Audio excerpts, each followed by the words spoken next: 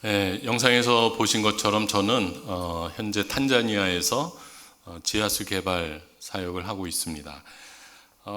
아프리카로 처음 간 것은 2004년에 케냐에서 이제 처음 선교사의 삶을 시작했고, 탄자니아는 2006년 8월부터 지금까지 탄자니아에서 사역을 하고 있습니다. 서빙 프렌즈는 그 한국 예수 전도단에서 2004년도에 이 구제 사역만을 위해서 전문적으로 하기 위해서 2004년도 10월에 처음 외교통상부에 등록하면서 시작이 됐고, 예수 전도단하고는 같은 몸입니다. 저는 이제 2008년 2월 달에 서빙 프렌즈 대표 부부께서 이제 탄자니아에 오실 일이 있어서 그때 이렇게 만나게 됐고, 알고 지낸 거는 그 전부터 알고 지냈는데, 이제 지하수 개발을 서빙 프렌즈 NGO 옷을 입고 하는 게 훨씬 효과적이겠다, 서로 이게 얘기가 되고, 그러면서 이제 그때 허입이 됐습니다. 서빙 프렌즈 지부장으로. 그러면서 이제 저는 한국에 다시 나와서 이 지하수 장비 모금하는 일을 했고요. 한 1년 했는데, 그때 당시 저희 장비들 총 트럭이랑 시추기랑 에어 컴프레셔나 이렇게 다 구입하는데 한 3억 정도 예산이 들었습니다. 근데 이제 1년 동안 제가 막 혼자서 이렇게 했는데, 그래도 참 은혜롭게 한 1억이 모였어요. 근데 아직도 한 2억이 더 모여야 되는데, 그때 이거 어떻게 무슨 좀 좋은 일이 없을까 이랬는데, 마침 그 박종호 형제님이 그때 건전 가요를 처음으로 이제 그 음반을 내셨어요. 그러면서 이제 그 음반 홍보하는 것하고 서빙 프렌즈 탄자니아 지부에 지하수 개발 장비 구입하는 거하고 이거를 콘서트 하면서 같이 후원을 하겠다, 이렇게 결정이 돼가지고, 그래서 2009년 7월, 8월 한참 더울 때인데, 그때 그 한국에서 한 11개 도시 투어하면서 모금을 하게 됐습니다. 그래가지고 한 1억 5천이 또 한 달 만에 또 마련이 되고, 근데 정말 그때 감사했던 거는 그 박종호 콘서트 할 때 우리 예수 전도단의 찬양팀이 매번 같이 예배 인도해주고 또 찬양하고 섬겨줬는데, 그때 우리 박영규 목사님이 찬양팀 리더였습니다. 그래가지고 오늘 이렇게 또 박 목사님 교회에서 이렇게 말씀을 전하게 되면서, 그때는 사실 이 날이 있을 거라고는 상상도 못했는데, 하나님께서 정말 하나님 사랑하는 자, 그 뜻 안에서 부르심을 받은 자들이 합력해서 선을 이룬다고 하셨는데, 그게 오늘이 아닌가 그런 생각을 하게 됩니다.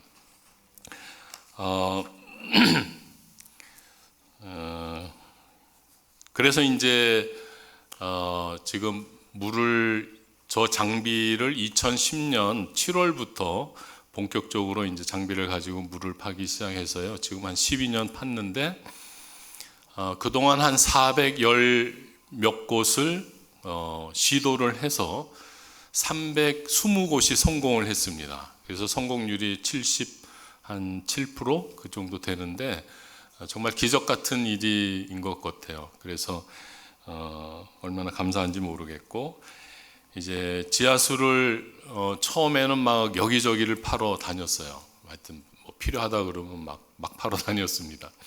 그래서 이제 탄자니아 뭐 해안가 쪽도 가서 파보고, 또 이 아루샤 근처에는 이제 킬리만자로산, 유명한 킬리만자로산, 또 그 바로 옆에는 메루산이 있습니다. 이렇게 큰 화산들이 있는데, 그 주변에서 이제 또 물을 파보기도 하고, 또 한 번은 저 빅토리아 호수 안에 있는 코메섬, 거기는 이제 굿네이버스에서 그 기생충 박멸 프로젝트로 해서 그 빅토리아 호수에서 이 기생 그 충이 이렇게 몸 안에 파고 들어와서는 결국엔 간경화를 일으키거나 신장을 아프게 해서 10년 만에 보통 그 뭐 심하면 죽기도 하고 그런 질병이 있어서 이제 그런 프로젝트에 결국에는 깨끗한 물을 마시도록 해야겠다 해서 이제 그 굿네이버스에서 요청을 해서 그 콤의 섬에 들어가서 저희가 또 물도 파보기도 하고, 하여튼 탄자니아 여러 지역을 이렇게 물을 팠는데 한 처음에 2, 3년 지나면서 알게 된 거는 이 해안가 지역은 소금물이 나오는 거예요. 지하수를 파면. 그 다음에 그 또 소금물인데 비누 거품이 전혀 나질 않아요. 샴푸를 막 이만큼씩 짜가지고 머리 발라도 그 물에 이렇게 한번 하면은 거품이 전혀 나질 않아요. 그 정도로 하드워터, 센 물이고, 또 이 화산 주변의 물들은 불소가 또 많아요.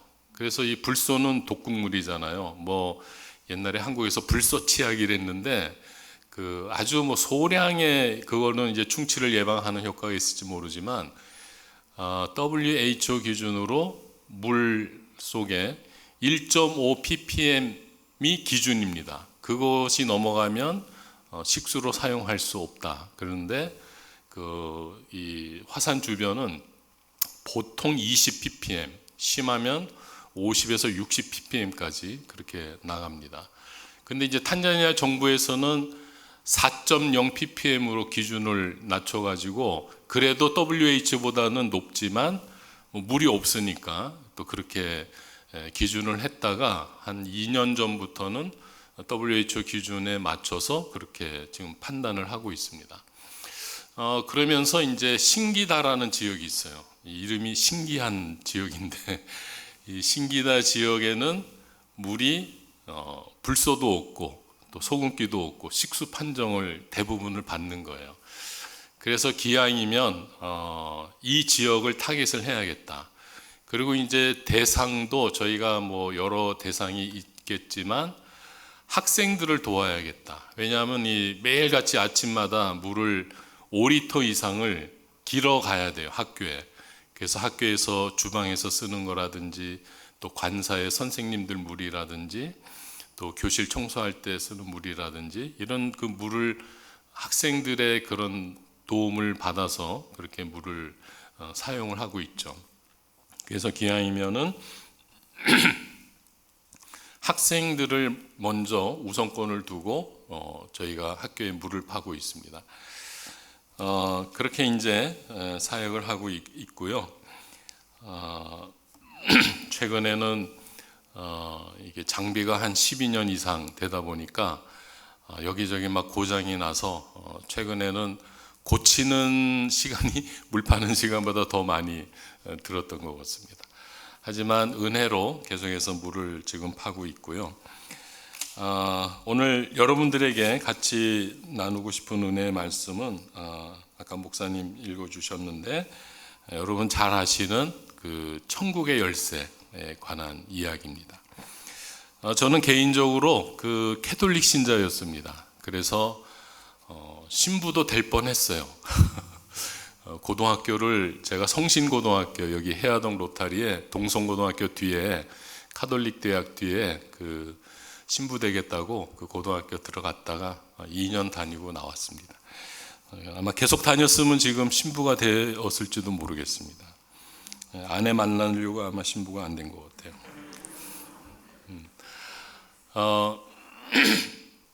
캐톨릭에서 이제 그 쭉 성장하는데 또 재밌는 건 저희 외할머님은 순복음교회 권사님이세요. 그래서 제가 10살 때 저희 집에 부산인데 구독운동장에 그 부흥 집회 하실 때 조영기 목사님이 그때 저희 집에 오셨어요. 그 언양이 고향이시잖아요. 그 언양에 계시는 부모님하고 조영기 목사님이 저희 집에서 이제 식사하셨는데 아버지는 도망가셨어요. 그 캐톨릭 신자고 하여튼 그러니까 아버지에게 있어서 장모님하고는 이 종교적 갈등이 심해가지고 그런 적이 좀 있습니다. 그래서 그 조영기 목사님 저희 집에서 식사하셨고 제가 10살 때 기억에 식사 끝나니까 저희 또 외할머님이 기도받으라고 그래서 그분 앞에 무릎 꿇고 기도 받았습니다. 그래서 그 기도에 받은 그 열매가 대머리가 됐습니다. 저희 집안에 이런 대머리가 없는데 제가 아무리 생각해봐도 그때 그분의 안수기도 덕분이 아닌가. 저 어려서 기억에 너는 주의 종이 될 거다 뭐 이 한마디를 던지셨던 것 같아요. 근데 10살이지만 제가 성당을 다니면서 교리 그러니까 주일학교에 다니면서 들은 얘기는 주의 종들, 그러니까 캐톨릭에서는 성인 성녀라고 합니다. 성인 성녀들 얘기를 참 많이 들었어요. 근데 그 성인 성녀들의 삶은 평범하지가 않아요. 다 그냥 남들을 위해서 목숨도 내주고 뭐 나환자들 치유하겠다고 나환자들이 신뢰하지 않으니까 데미안 신부 같은 경우는 자기가 직접 나병에 걸리기도 합니다.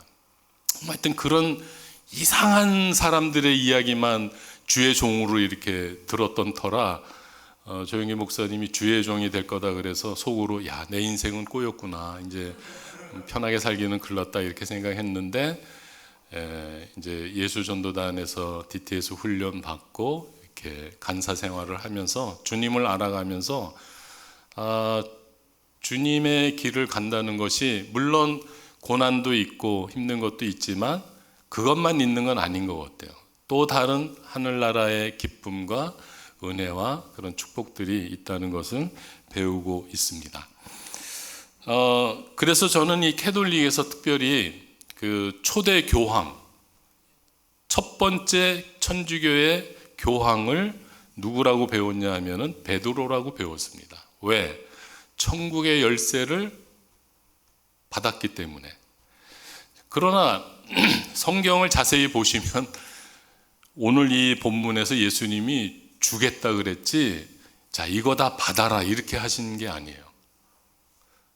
베드로 입장이 돼서 이렇게 좀 생각을 해보니까 이 주님이 천국의 열쇠를 준다는 거는 베드로 입장에서 굉장한 사건인 거죠. 왜냐하면 다른 제자들에게는 이런 얘기를 하신 적이 없어요. 그리고 베드로가 이제 처음 주님을 만났던 거는 아마 동생을 따라갔다가 예수님이 요한의 아들 시몬아, 내가 너를 장차 게바가 되게 하리라. 그래서 이름을 바꿔주시는 그 예수님을 처음 만났고, 그 다음에 정말 예수님을 따르기 시작했던 거는 이제 누가복음 5장에서의 사건인데, 누가복음 5장 잘 아시다시피 밤새 베드로가 고기를 못 잡았잖아요. 그런데 밤새 고기 못 잡고 이제 그물 씻고 이제 배를 바닷가에 올려놓고 이제 집에 가려고 하는데 그 바닷가에 그날 새벽에 예수님과 무리들이 있었어요. 그래서 이제 예수님이 그 무리들이 막 계속 몰려오니까 무리들을 어떻게 하지는 못하시고 베드로 배를 보자마자 내가 네 배를 좀 써야겠다 그러고 베드로 배에 올라가서 설교를 하셨어요. 그래서 설교가 이제 끝나고 베드로에게 저 깊은 곳에 그물을 내려라 그랬습니다. 그러니까 베드로가 뭐라고 얘기해요? 예, 주여, 내가 밤이 맞도록 그물을 내렸지만 한 마리도 고기 못 잡았는데 주의 말씀에 의지하여 내가 그물을 내리리이다, 이렇게 얘기합니다. 그럼 그 문장의 성격은, 의미는 뭐예요? 포지티브, 긍정적이잖아요. 주님이 말씀하신데 그물을 내리면 이제 고기가 잡히겠네요. 좋습니다. 내가 고기 잡기 위해서 그물을 내리겠습니다. 이렇게 해석이 돼야 되죠. 그런데 정말 내렸더니 고기가 두 배에 가득 채웠는데 막 가라앉게 생겼어요. 그리고 그물이 막 찢어졌어요. 얼마나 고기가 많았는지. 그리고서는 바닷가로 와서는 베드로가 어떻게 합니까? 와, 주님, 저하고 동업합시다. 당신이 말씀하신 곳에 내가 그물 내리고 고기 잡아서 팔아가지고 절반 당신에게 내가 헌금하겠습니다. 이렇게 안 했어요. 앞에 베드로가 한 말이 믿어서 했던 말이면 뒤에 베드로의 성경에 나온 반응은 그러면 안 돼요. 어떻게 했어요? 나를 떠나십시오. 주님, 나는 죄인입니다. 이렇게 얘기하는 거예요. 그게 저는 이해가 안 됐어요. 왜 앞에 말과 뒤에 이 반응이 다를까? 뭐 찬양도 보면 주의 말씀 의지하여 믿음으로 그물 내려. 그래서 굉장히 그 베드로가 주님의 말씀에 긍정적으로 그물을 내린 것처럼 이렇게 찬양도 불러서 그거하고 너무 그 사건의 맥락을 이렇게 살펴보면 너무 대치가 되는 거예요. 그러다가 이제 한 가지 힌트를 얻은 게 있는데 뭐냐면 그 킹제임스 버전을 보니까 예수님이 베드로에게 그물을 내려라 할 때는 net, 복수예요. 그물들을 내려라 이렇게 얘기했어요. 근데 베드로는 the net 이렇게 답변을 합니다. 거기에서 제가 한 가지 이해할 수 있었어요. 뭐냐 하면 베드로는 어부로서 고기 잡는 전문가예요. 이 갈릴리 호수에서 뼈가 굵었어요. 그 예수님에 대한 정보를 베드로가 갖고 있었겠죠. 이미 선지자라고 해서 만나기도 했고 메시아라고 해서 만나기도 했고 또 그분이 병자를 고쳤다든지 귀신을 쫓아냈다든지 또 성전에서 말씀을 전한다든지 또 그분이 그 전에는 목수의 아들이었다든지 등등의 가질 수 있는 정보는 그게 전부였을 거예요. 예수님이 고기를 잡았다. 이거는 베드로의 정보에는 없었던 거죠. 그 얘기는 뭐냐? 고기 잡는 건 제가 전문가입니다. 당신이 귀신도 쫓아내고 병자도 고치고 그런 메시아적인 삶을 사시는 분이라는 거는 내가 인정하겠지만 그래도 이 갈릴리 바다에서 고기 잡는 거는 제가 전문가인데 글쎄 내가 밤새 잡아봤다니까요. 그런데 또 그물을 내리라고요? 근데 함부로 거역할 수는 없는 분인 거죠. 메시아라면 잘 보여야 되니까 내가 없는 걸 보여드리지 하고 속마음엔 없는 걸 보여드리지 하고 그물을 내렸는데 웬걸요? 엄청난 고기가 잡힌 거예요. 그럼 어떻게 되겠어요? 나는 죄인이죠. 정말 믿어서 내린 게 아니니까. 내가 고기 잡는 전문가라는 걸 보여주려고 그물을 내렸다가 당황하게 된 거예요. 그때 예수님이 뭐라 그래요? 이제는 네가 사람 낚는 어부가 되게 하겠다. 나를 따르라. 그랬더니 곧 그물을 버려두고 예수님을 쫓았다고 되어 있습니다. 아마 제가 베드로였어도 이 고기 잡는 부분에서 주님이 나보다 더 뛰어난 능력을 갖고 있다는 것을 경험하게 되면 저라도 꼬리를 바로 내렸을 것 같아요. 근데 그분이 나를 따르라 그러니 따라가야죠. 곧 그물을 버려두고. 근데 그때 참 예수님은 이 세상의 두 번째 어부의 개념을 설명하십니다. 첫 번째 어부는 베드로의 삶이에요. 살아있는 걸 잡아서 죽여야 내가 먹고 사는 인생이었어요. 그런데 사람을 낚는 어부가 되게 해야겠다. 이건 뭡니까? 상하고 죽어있는 영혼을 낚아서 살려내는 삶을 살아가게 하려는 주님의 새로운 직업을 얘기하고 계셨던 거죠. 자, 어쨌든 이때부터 베드로가 열심히 주님을 따라다니면서요. 또 예수님한테 인정받으려고 참 많이 노력을 했던 것 같아요. 그런데 쭉 보시면 성경에서 보시면 아시겠지만 딱 유일하게 오늘 이 장면에서 예수님에게 칭찬을 받습니다. 그전에는 칭찬받은 적이 없어요.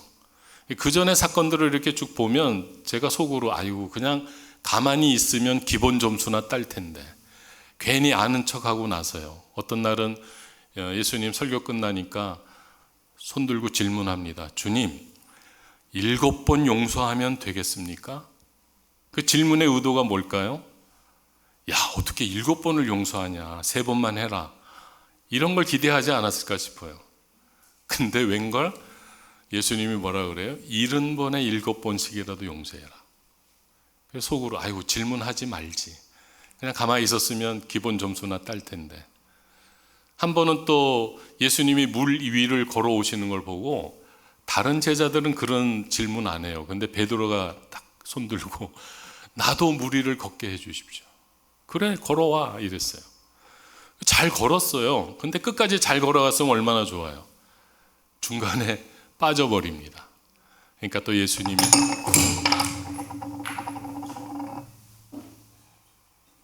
죄송합니다. 물을 빠뜨렸습니다. 베드로가 물에 빠져버렸어요. 그래서 빠진 베드로를 손을 잡고 건져내면서 뭐라 그래요? 이 의심이 많은 자야. 그냥 가만히 있었으면 기본 점수는 할 텐데 괜히 잘난 척 나섰다가 의심이 많은 자가 됐어요. 또 변화산상에 올라갔어요. 영광스러운 모습으로 예수님이 변화됐어요. 그 옆에 또 두 사람이 서 있어요. 베드로가 처음 봤을 텐데 바로 알아봐요. 누구예요? 엘리야와 모세를 알아봅니다. 이야, 그 천국을 경험한 거예요, 베드로가. 그러니까 너무 좋으니까 주여 여기에 내가 초막셋을 짓겠나이다. 근데 예수님이 또 다시 원래 모습으로 돌아오시더니 내려가자. 초막셋 지을 생각하지 마라. 이러고 내려오시는 거예요. 그 장면 봐도 아유 그냥 가만히 그냥 은혜만 받지 괜히 뭐 한마디 했다가 본전도 못 찾는 그 베드로의 모습을 보게 됩니다. 근데 오늘은 특별한 사건이 생겼어요. 예수님이 갑자기 제자들 보고 사람들이 날 누구라 그러냐 그랬더니 엘리야라고도 하고 세례 요한이라고도 하고 예언자라고도 하고 그럽니다. 그래? 너희들은 나를 누구라고 생각하냐? 베드로에게 물은 게 아니에요. 너희들은. 제자들에게 물었죠. 또 베드로 제일 먼저 손 들고 답을 합니다. 주는 그리스도시요 살아계신 하나님의 아들이십니다. 그랬더니 예수님이 막 칭찬을 하는 거예요. 이걸 알게 된 거는 아버지께서 하늘에 계신 아버지께서 너에게 알려준 거다. 네가 복이 있다. 막 칭찬하시더니 뭐 죽음의 권세 어쩌고 저쩌고 하시더니 천국 열쇠를 하늘나라의 열쇠를 너한테 주겠다 이러시는 거예요. 와, 베드로는 드디어 뭐 그동안 내가 점수 좀 깎였지만 오늘은 내가 확실히 예수님한테 점수를 받았다 이런 그 자신이 생겼겠죠. 다른 제자들에게는 천국의 열쇠 준다는 얘기가 없었잖아요, 예수님이. 근데 이 대목에서 천국의 열쇠 얘기를 딱 하시는 거예요. 얼마나 베드로가 기분이 좋았겠어요. 근데 그 기분 좋았던 것도 잠시예요. 그 뒤에 계속 읽어보면 예수님이 예루살렘에 올라가서 장로들과 대제사장들과 율법 학자들에게 많은 고난을 받고 죽임을 당해야 하며 사흘째 되는 날에 살아나야 한다는 것을 제자들에게 밝히기 시작하셨다. 근데 이 얘기를 듣자마자 베드로가 주님 안 됩니다. 그런 일 절대 일어나서 안 됩니다. 이러는 거예요. 그럴 수 있죠. 베드로 입장에서는 주님이 뭐 죽는다는 재수없는 얘기를 하니까. 그랬더니 바로 사탄아 물러가라. 가만히 있었으면 사탄 소리도 안 들었을 텐데 또 나섰다가 사탄 소리 듣고 또 세종례 할 때도요. 저도 그 장면을 가만히 이렇게 보면 베드로의 그 동기가 좀 의심스러운 게 다른 제자들의 발을 씻길 때는 가만히 있어요. 그러다 자기 차례가 딱 되니까 어찌 선생이 되어 제자의 발을 씻기십니까? 라고 반문을 합니다. 정말 선생이 되어 제자의 발을 씻기는 게 불편했으면 처음부터 그랬어야지. 왜 자기 차례를 기다리고 있었을까요? 다른 의도가 있었던 것 같아요. 그러니까 예수님이 그래? 씻기지 마? 그럼 넌 나하고 상관없어 이랬더니 또 그 말 듣자마자 아이고 머리끝에서 발끝까지 씻어달라고. 그러니까 또 주님이 이미 목욕한 자는 발만 씻으면 된다. 발내놔! 이래가지고 발만 씻었어요. 그러니까 항상 핀트가 안 맞아요. 이 주님하고 이 대화 속에 베드로가 핀트를 잘 못 맞춰요. 근데 딱 여기 한 번 천국의 열쇠 그 주겠다라는 그 답변이 나오기 전에 예수님이 누군지를 고백하는 그 고백에 정답 한 번 맞추고 그 외에는 다 틀립니다. 세종례 때도 그랬죠. 또 예수님이 이제 나 고난 받으러 간다 그랬더니 다른 사람은 당신을 버릴지라도 나는 당신 버리지 않겠습니다. 그러면 예수님이 그렇게 얘기해 주면 얼마나 좋아요. 야, 그래도 네가 내 수제자답다. 다른 놈은 그런 얘기 하나도 안 하는데 그래도 넌 날 위해서 목숨 버릴 준비가 되었구나. 고맙다 베드로. 이러면 얼마나 좋아요. 예수님이 뭐라 그랬어요? 네가 오늘 밤 다 굴기 전에 나 3번 부인할 거다. 베드로가 참 마음이 힘들었을 것 같아요. 왜 이렇게 예수님은 내 말을 인정을 안 해주지? 그냥 말이라도 좀 칭찬해 주면 안 되나? 뭐 이런 생각이 있지 않았겠어요? 그런데 정말 예수님은 잡혀가고, 또 그 잡혀가는 장면에서도 말고의 귀를 누가 잘라요? 베드로가 자르잖아요. 그 내가 귀를 왜 잘러?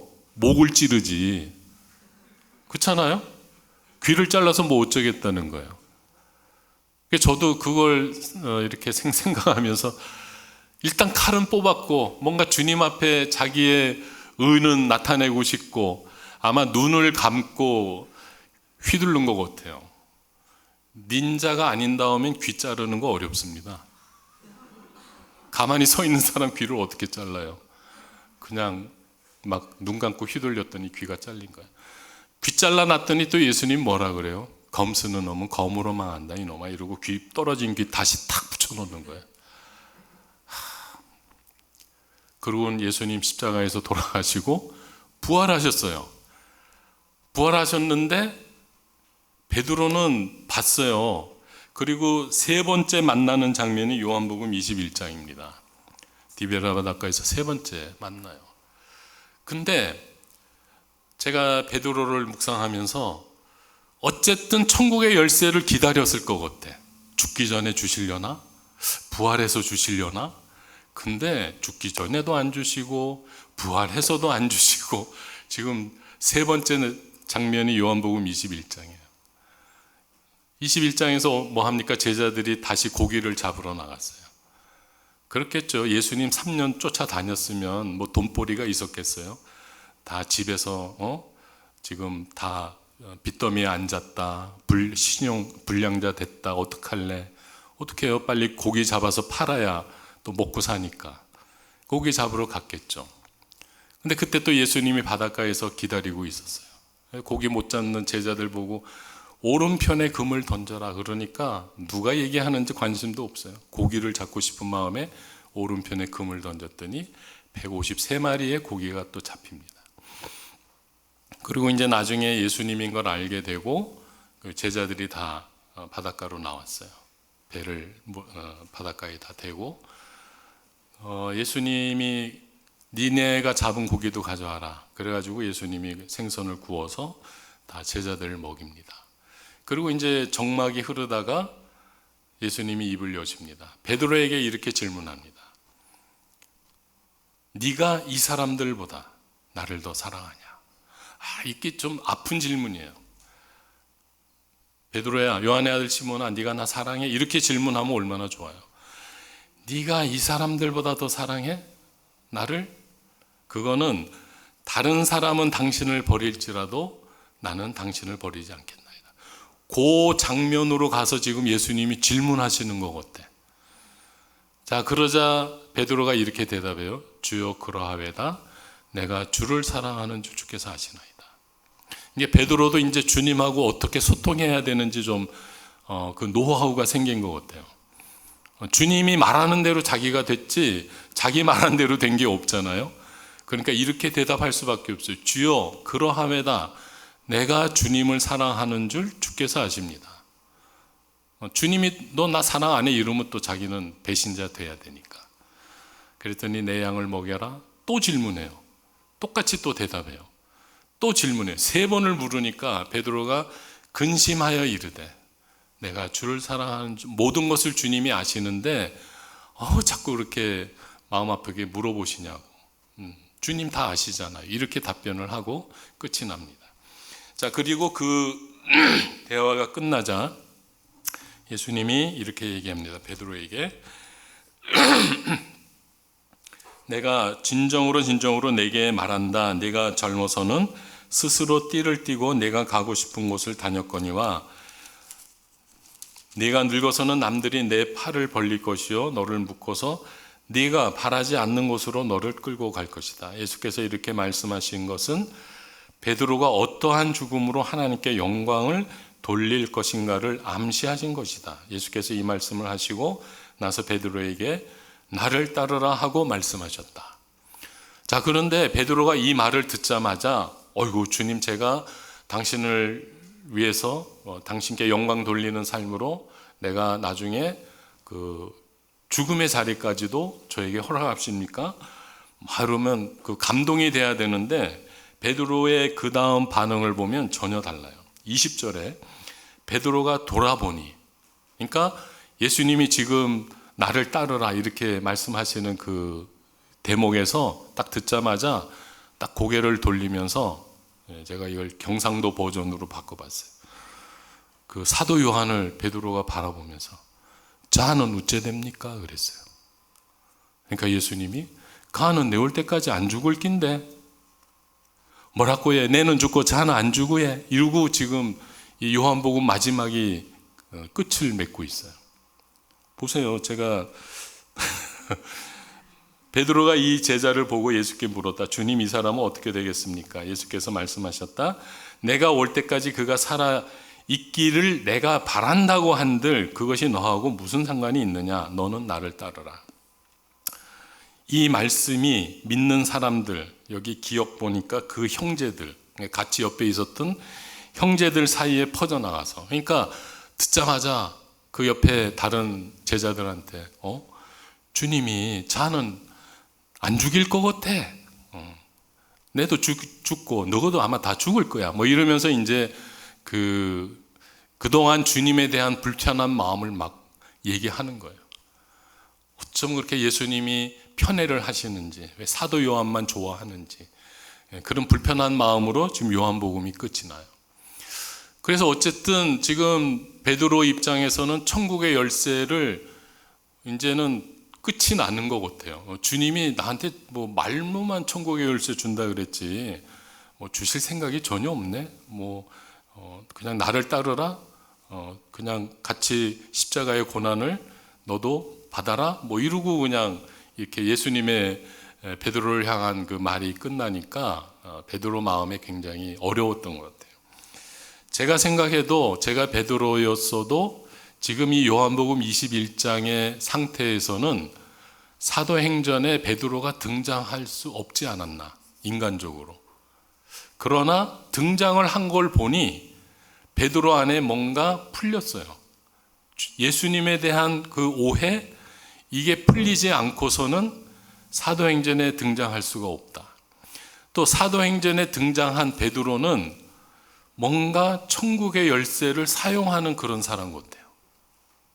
그게 뭘까? 한동안 이렇게 말씀을 묵상했었습니다. 그러면서 어느 날 깨닫게 된 것은, 베드로는 이 손에 잡히는 뭔가 신비스러운, 뭔가 보석으로 치장된 그런 열쇠를 받을 거라고 기대했었는지 모르겠어요. 근데 예수님이 말한 천국의 열쇠는 그런 게 아니었어요. 예수님이 마지막에 Follow me, 나를 따르라고 했잖아요. 그러면 그 말을 곰곰이 생각해 봤겠죠. 뭘 따르라는 거지? 따르라는 게 뭐지? 따르라 그러고 당신은 승천해 버렸는데, 그러면 내가 죽기 전에 내가 예수님을 따를 수 있는 게 뭐지? 생각하던 중에 깨달았겠죠. 예수님의 삶을 살아내는 게 내가 예수님을 따르는 거구나. 병자를 보면 병자를 고쳐주고, 귀신 들린 사람 있으면 귀신 쫓아내고, 또 말씀을 전할 기회가 있을 때 메시아가 누구였는지를 전하는 것, 증언하는 것.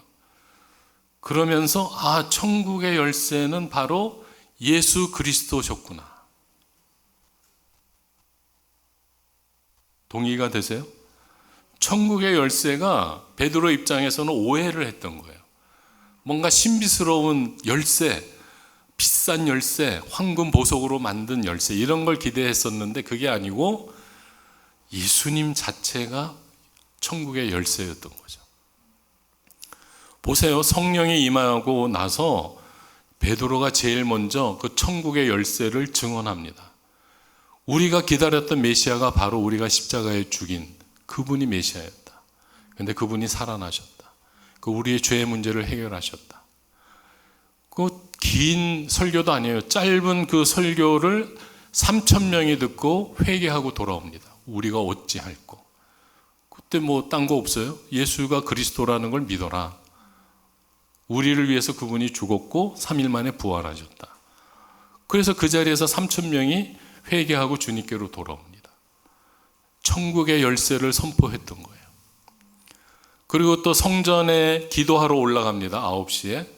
그러다 성전 미문에 앉아있는 안진뱅이를 보고 뭐라 그래요?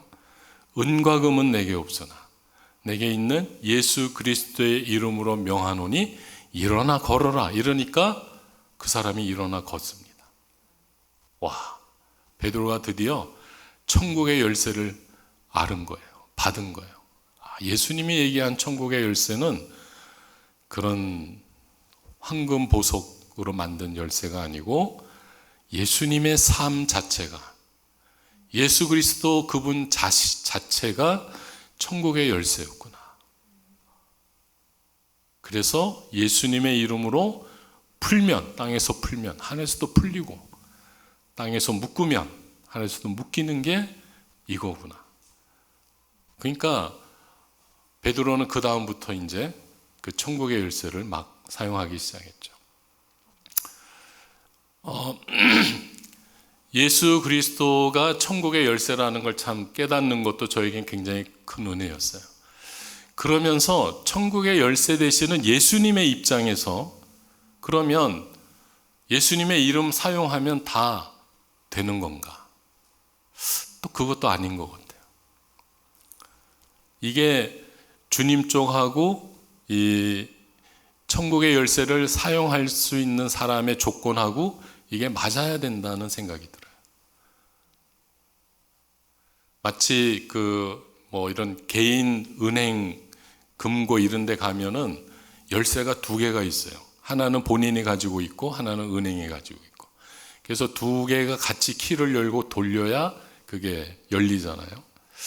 그렇듯이 우리가 하나님 나라의 이러한 일을 하는 데 있어서 또 예수님의 뜻을 우리가 이 땅에 살면서 순종해서 나아가는 데 있어서는 나의 영적인 상태하고 아무 상관없이 그냥 내가 예수의 이름으로 명하면 다 해결이 될 것 같은 이것도 좀 잘못된 신앙인 것 같아요. 잘못된 신비주의로 갈 수 있다는 생각이 들어요. 그러니까 주님 쪽에서는요, 기왕이면 내 제자의 삶을, 예수 그리스도의 제자의 삶을 사는 사람들을 통해서 천국의 열쇠가 사용되기를 원하신다고 생각이 돼요. 그러니까 이게 서로 맞아야 되는 거죠. 제자의 삶만 주장해도 안 되고요. 천국의 열쇠, 예수님의 이름만 쓰면 내 영적인 상태는 아무 문제 없어. 이것도 아닌 것 같아요. 같이 균형을 맞춰야 천국의 열쇠의 효력이 발휘할 수 있는 게 아닌가 생각이 돼요.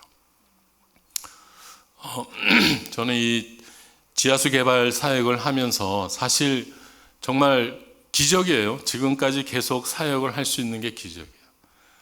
1년에 거의 한 30에서 40번의 지하수를 시도를 하면 거기에서 성공률이 한 7, 80% 지금 되고 있어요. 매년. 그러니까 이게 매년 그 큰 금액의 후원을 하시는 분들이 저희가 막 그런 큰 NGO처럼 이렇게 홍보도 못해요. 그런 홍보 예산도 없고. 그런데 저는 믿는 건 하나님이 저희를 통해서 이 일을 하고 싶으시다면 계속해서 하십시오. 네. 저는 필드에서 열심히 하겠습니다. 최선을 다하겠습니다. 그러나 이런 재정의 문제나 이런 여러 가지 문제들에 대해서 주님이 앞서 행해 주시기를 바랍니다.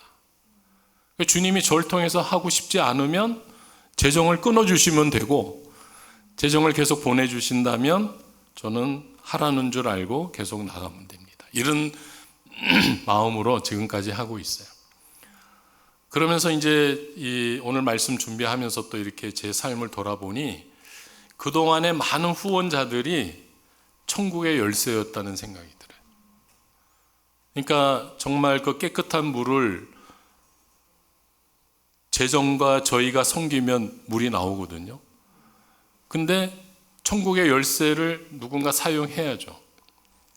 사용하지 않으면 열리지가 않는 거예요. 그러니까 저는 매년 1년에 한 20, 30개씩 물이 성공되는 걸 보면 이게 계속 하나님의 사람들이 천국의 열쇠를 사용하고 있구나. 그러니까 기도와 그런 사랑의 후원이 이 천국의 열쇠로 작용하고 있다고 생각해요. 저희가 예수 전도단에서 이 중보기도라고 하는 그런 사역을 하는데 그것도 마찬가지인 것 같아요. 천국의 열쇠를 사용하는 거죠. 누가? 제자들이. 그래서 하나님의 나라가 이 땅에 계속해서 임해가는 거죠. 물론 지금 뭐 전 세계적으로 경제도 어렵고 또 한국 교회 사정이나 이런 거 보면 또 점점 성도 수도 줄고 뭐 어쩐다 하지만 그거는 한쪽만 보는 거예요. 계속해서 지금 하나님은 저와 여러분을 통해서 하나님 나라를 세워가고 확장하고 싶어 하십니다. 아멘. 네. 이 높은 뜻 안성교회 우리 박영규 목사님 이제 1년 돼 가는데 확장되고 있잖아요. 한 영혼이 천하보다 귀한데. 그래서 지금 하나님이 계속해서 문을 열어 가신다고 생각합니다. 저도 탄자니아에서 지하수 파는 일을 하면서 그런 영혼들을 하나님께서 어떻게 천하보다 귀한 영혼들을 어떻게 불러내시나, 이 지하수 파는 일하고 어떻게 좀 연결이 안 될까. 그러면서 하나님이 오래전부터 지혜를 주신 게 이 아우리치 팀이 오면 그 중학교 학생들하고 시간을 갖게 해요. 근데 저희가 그 신기다라는 지역은 거의 학생들 절반 이상이 모슬림이에요. 교실에 들어가면 히잡 쓴 애들이 거의 절반이 넘어요. 그런데 물을 파준다는 이 사건은 학교 교장으로 하여금 뭐 아무 소리를 못해요. 저희가 부탁을 합니다. 학생들 3일 동안 오전에 3시간씩 프로그램을 좀 한국에서 온 팀들하고 프로그램을 갖고 싶다 이러면 뭐 거절하는 학교가 없어요. 시간 가지라고. 그러면 아우리치 팀들이 와서 찬양합니다. 그럼 따라해요. 히잡 쓴 애들이 따라하는 거예요. 그리고 뭐 게임도 하고 그림도 그리고 그런 시간을 갖고 마지막에는 꼭 복음을 전합니다. 그리고 예수를 영접하게 합니다. 손들고 영접시켜요. 일단은 그렇게까지 할 수 있는 것 자체도 이게 굉장히 큰 사건인 거죠. 모슬림 애들 그냥 앉혀놓고 복음 전하는 건 쉽지가 않아요. 근데 이게 물이라고 하는 이 매개체가 그렇게 큰 역할을 하고 있습니다. 그동안 코로나 때문에 팀들이 못 와서 좀 아쉬움이 있는데 바라기는 내년에 우리 높은 뜻 안성교회 여러분들이 오셔서 제가 모슬렘 애들 앉혀놔 줄 테니까 꼭 오셔서 복음 전하고 하나님 나라를 천국의 열쇠를 사용해서 그들의 영혼을 주님께로 돌아오게 하는 큰 통로가 되어주시기를 바랍니다. 기도하겠습니다. 함께 기도할 때요, 천국의 열쇠 어디에 필요할까요? 저는 제 자신부터 제 자신의 영적인 삶이나 정서적인 삶이나 육체적인 뭔가 묶여있는 게 있다면 예수 그리스도의 이름으로 풀어내셨으면 좋겠어요. 내 마음에 누구를 용서하지 못한다든지 누구를 미워한다든지 이거 풀어야죠. 천국의 열쇠 되시는 예수님의 이름으로 할 수 있다고 저는 믿습니다. 개인의 문제뿐만 아니라 내 가족 안에 건강, 관계 또는 재정의 문제 이런 것들 그냥 문제로 볼 게 아니라 내 손에 있는 천국의 열쇠로 그 문제들을 풀어야겠다. 또 내가 다니는 직장이나 학교나 그리스도의 공동체 안에서도 문제가 있을 수 있다고 생각합니다. 그때도 동일하게 천국의 열쇠 되시는 예수 그리스도를 우리가 사용했으면 좋겠습니다. 예수님의 이름을 사용하십시오.